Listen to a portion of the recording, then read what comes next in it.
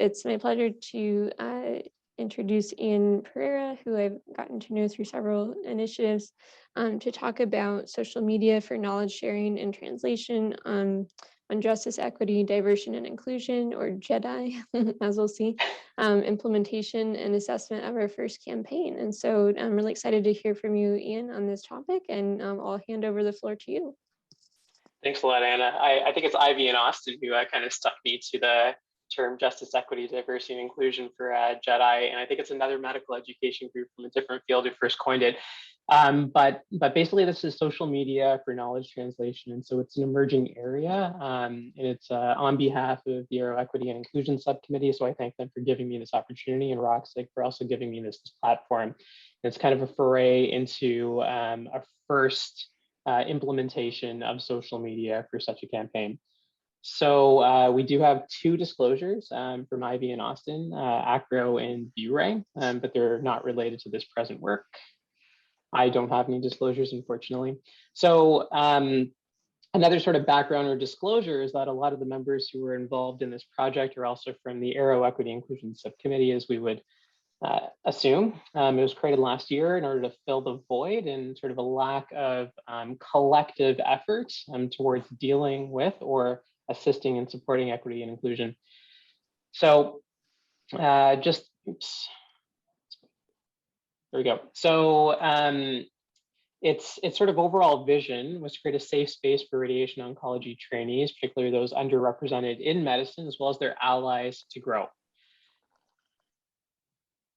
And some of the ways that it does this are to enable a supportive environment, collaborate broadly, and create dialogue on relevant issues to promote or allow for underrepresented in medicine minority voices, and also to assess relevant issues, in particular workforce diversity, as well as training, towards developing sort of actionable insights or solutions.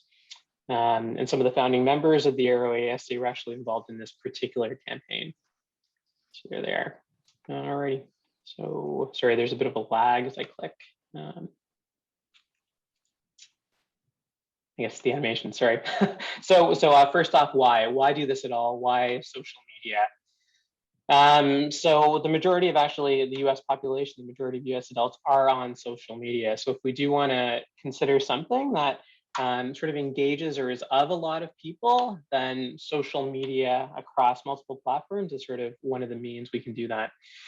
The other piece is that an increasing number of radiation oncologists in particular, including residents, are also online. There was a study done, I think, last year by Novak et al. And Dr. Cavanaugh, who showed that the numbers are increasing for those participating in the hashtag RadOnc as well as sort of the number of tweets and overall participants too.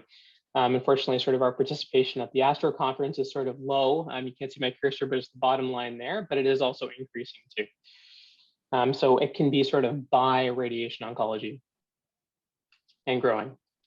And then lastly, some studies done over the last year do show that in particular domains of potential education competence, there is a high level of interest, both from trainees and staff. Interestingly, it's trainees who had a little bit of an increase in terms of knowledge compared to staff, and staff a little bit of an increase in terms of a sense of community belonging as well as potential skills.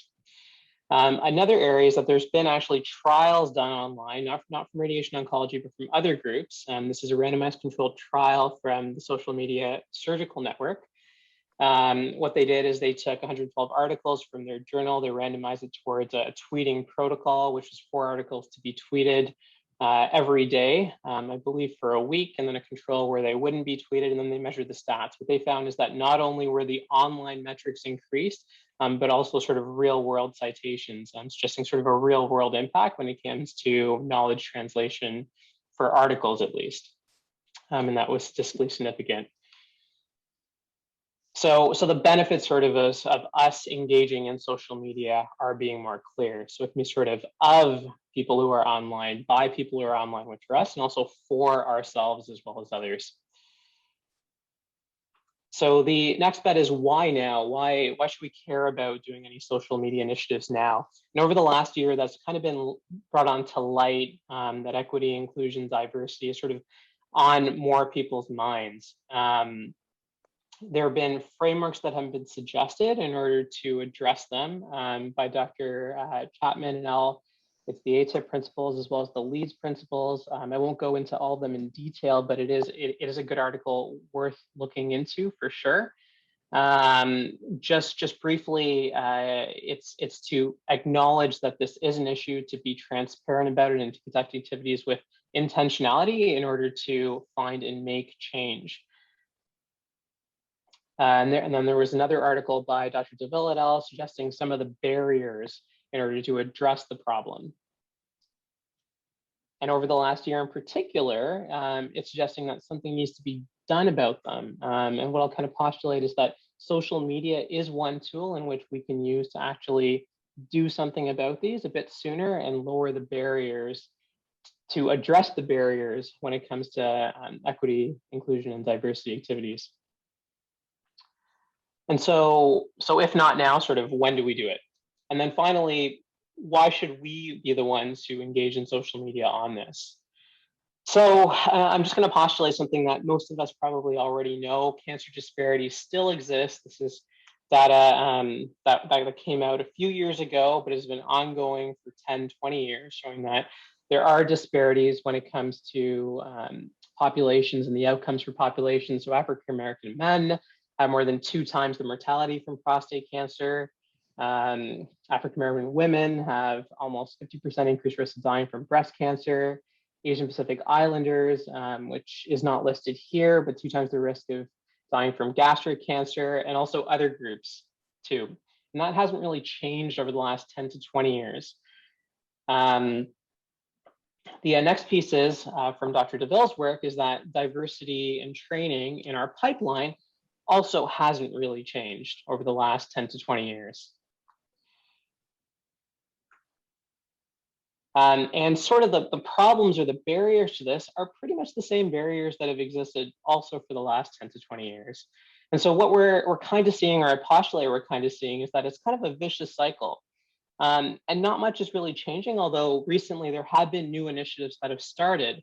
But how do we kind of break this barrier, and how do we do it a little bit sooner? And so if not us, and that includes residents, then who? Oops, okay. So can we use our experiences, especially from residents, in order to use social media for knowledge translation? So what we decided to do is sort of a competence building, authentic, and pro-social approach. Over the month of February, we featured 1 radiation oncology, Black radiation oncologist prominent in the field a week. We assigned a lead. We picked a few structured hashtags, and then we ran some analytics. And what we kind of followed was adult learning theory to suggest that we can develop competencies both within ourselves and others who engaged in this as we went along through this. So a little more on the analytics. This is what we use, and a lot of the metrics which we use are pretty common. It's just a 1 minute warning. Okay. Sorry. Just advancing here. But we pulled it from Twitter analytics, and then Octoparse is similar to the industry standard, simpler, but just a little bit cheaper. So in terms of our results, we had a total of 84 tweets across diverse group, mainly from trainees, 80,000 impressions, 1,000 engagements. However, participants does not include retweets and likes, and that was a limitation. And these are just some of the anecdotes from both the team as well as from Twitter. And so what this kind of shows in comparison with other similar trials is that we still have a bit of room to grow. There were limitations in what we could count. However, there are solutions to overcome that. There is a cost. There are other areas on social media which we may want to consider exploring, of which residents are online and active in. And then finally, some other sort of tools and organizations we may want to collaborate with in the future in order to increase our reach. So in terms of briefly the significance, social media is an important tool. Metrics can be measured. Organic siloed approaches may not be enough, and sort of doing things at scale requires caring for what you're doing. So a larger vision and mission, of which EISC can provide, and also being, sort of supporting the individuals who engage in those activities. And so briefly, this is the vision of EISD to create a safe, supportive, and empowering space for radiation oncology trainees and their allies, a space that's needed to develop, engage, and grow within and beyond radiation oncology. And I just wanted to thank all the EISD members and everyone else who put forward this project and gave me the opportunity to present it. Thank you.